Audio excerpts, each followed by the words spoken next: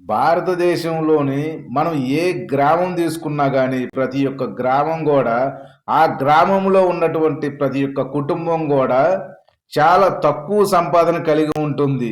ఆ గ్రామంలో ఉండే వ్యక్తులను గూడా రోజు పని చేసుకొని, లేపోతే ఏదైనా వ్యవసాయం చేసుకొని బతికితేనే వాళ్ళకి జీవన ఆధారం.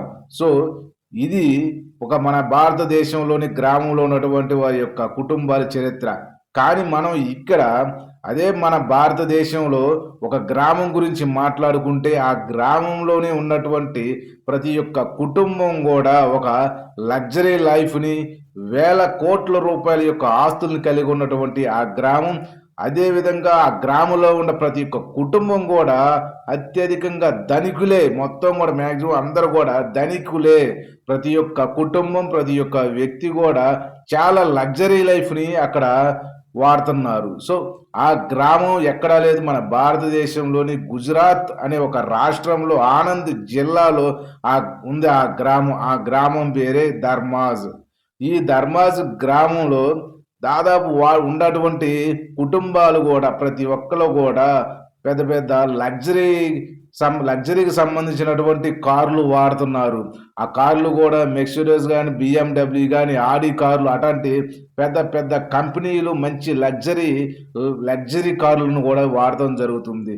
ఇక్కడ జీవిస్తున్నటువంటి ప్రతి ఒక్కరు గూడా వందల కోట్ల రూపాయల యొక్క డిపాజిట్ ఉంటుంది. ఇక్కడ ఉన్నటువంటి ఏ ఏ విధంగా వీరు ఇక్కడ ఈ గ్రామంలోని వారు ధనికులు అయ్యారంటే, అది కూడా మనం ఒకసారి మాట్లాడుకుంటే, అక్కడ ధర్మాజు కుమారులు ఒక ఇద్దరు ఉండారు.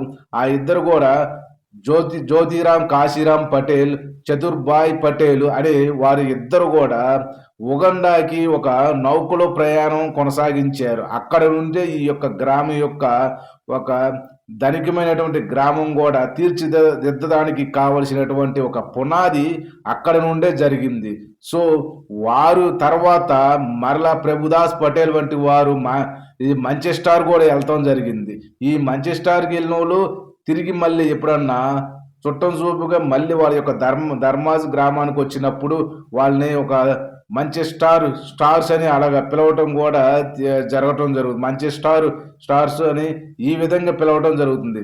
అదే విధంగా గోవింద్ భాయ్ పటేల్ అనే వారు కూడా ఇది అడెన్ దేశానికి వెళ్ళి ఆ అడెన్ దేశంలో కూడా పొగాకు వ్యాపారం చేయటం, ఈ విధంగా వారి యొక్క ప్రతి ఒక్కరు కూడా చాలా వాటికి విదేశాలు వెళ్ళటం, విదేశాలు వెళ్ళి అక్కడ వ్యాపారాలు చేయటం, అక్కడ వారి యొక్క అభివృద్ధికి బాట వేయటం, వారి యొక్క డెవలప్మెంట్కి బాట చేసుకొని చాలా సరి అయినటువంటి సక్రమంగా సంపాదనలను సంపాదించుకోవడం జరుగుతుంది. అదేవిధంగా ఈ యొక్క ధర్మాజ్ కుటుంబాలు 1700 కుటుంబాలు బ్రిటన్ వెళ్ళటం, అదేవిధంగా అమెరికాకేమో ఒక 800 కుటుంబాలు, అదేవిధంగా కెనడాకి 300 కుటుంబాలు, ఆస్ట్రేలియాకి 150 కుటుంబాలు, న్యూజిలాండ్కి ఆ విధంగా ప్రతి ఒక్కరు కూడా ప్రతి కుటుంబంలో ఉన్నటువంటి ప్రతి ఒక్కరు కూడా చాలా వాటికి మ్యాక్సిమం కూడా విదేశాలకు ప్రయాణం అయ్యి ఆ విదేశాల్లో వ్యాపారాలు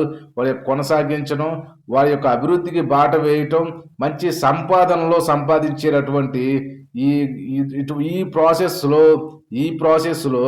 ఒక్కసారి ఒక సంవత్సరం, అది 2007 ఆ సంవత్సరము ఈ యొక్క అధికారికంగా ఒక ప్రయోగాత్మకమైనటువంటి ఒక మీటింగ్ని కొనసాగించాలని పెట్టుకోవాలని కూడా ఆ గ్రామంలో ఉన్నటువంటి పెద్దలు నిర్ణయం తీసుకున్నారు.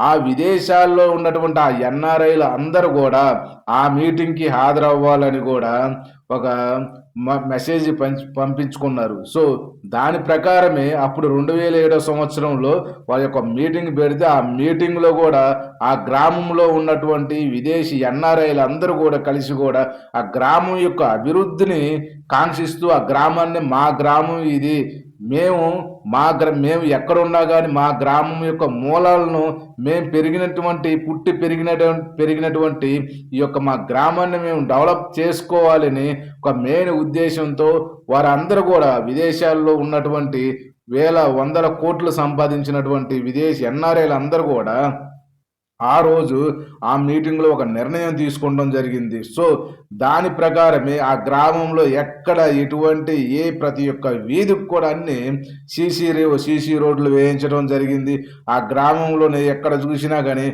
ఒక చెత్త గాని లేదా ఎటువంటి డస్ట్‌లు అలాంటివి ఏమి ఉండవు. ఎక్కడ నీరు నిలవటానికి కూడా అవకాశం లేకుండా ఆ విధంగా ఆ గ్రామం యొక్క డెవలప్‌మెంట్ చేయటం. పచ్చని చెట్లు, అదేవిధంగా పంచాయతీ వాళ్ళకి కూడా సహకరించి పంచాయతీతో పాటు ఇంకా మిన్నగా ఎక్కువ అభివృద్ధి చేయటానికి ఒక ప్రోత్సాహాన్ని కూడా ఇవ్వటం జరిగింది ఆ ఎన్ఆర్ఐకి సంబంధించినటువంటి కుటుంబాలు.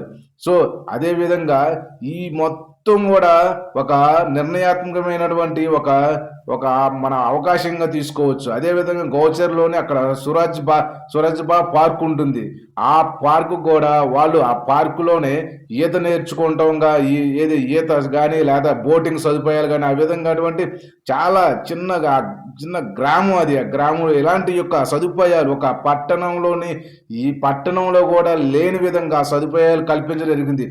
అక్కడ ఉన్నటువంటి బిల్డింగ్‌లు మనం చూస్తే ఒక ఆశ్చర్యాన్ని ఏస్తుంది. పట్టణంలో కూడా పెద్ద పెద్ద టౌన్‌లో కూడా కట్టలేనంత పెద్ద పెద్ద బిల్డింగ్‌లు కూడా గ్రామంలో ఉండటం మనం చూస్తున్నాం. ఈ గ్రామంలో స్పెషల్‌గా ఈ గ్రామంలోకి 11 బ్యాంకులు కూడా పెడతం జరిగింది. అది ఎప్పుడు రీసెంట్‌గా ఇలాంటి ఈ ఇక్కడ ఈ గ్రామంలో 1972లోనే అండర్ గ్రౌండ్ డ్రైనేజీ సిస్టమ్ అనేది ఉంది. సో, అక్కడ 1972లోనే అండర్ గ్రౌండ్ డ్రైనేజీ అంటే అక్కడ టెక్నాలజీని ఎలా వాడుకున్నారో, టెక్నాలజీని ఎలా అప్డేట్ చేసుకున్నారో మనం గమనించాలి. సో, ఎందుకంటే ఇది ఒక గ్రామం యొక్క అభివృద్ధిని కాంక్షిస్తూ అక్కడ ఎటువంటి ఇబ్బందులు కానీ, రోగాలు కానీ, ఎటువంటి వైరస్ లేకుండా చేయడానికి అండర్ గ్రౌండ్ డ్రైనేజీని కూడా అక్కడ సదుపాయం చేయడం జరిగింది 1972 సంవత్సరంలోనే. అక్కడ 11 బ్యాంకులను కూడా బ్యాంకుల సదుపాయాలను కూడా అక్కడ ఆ గ్రామంలో కలిగించడం జరిగింది.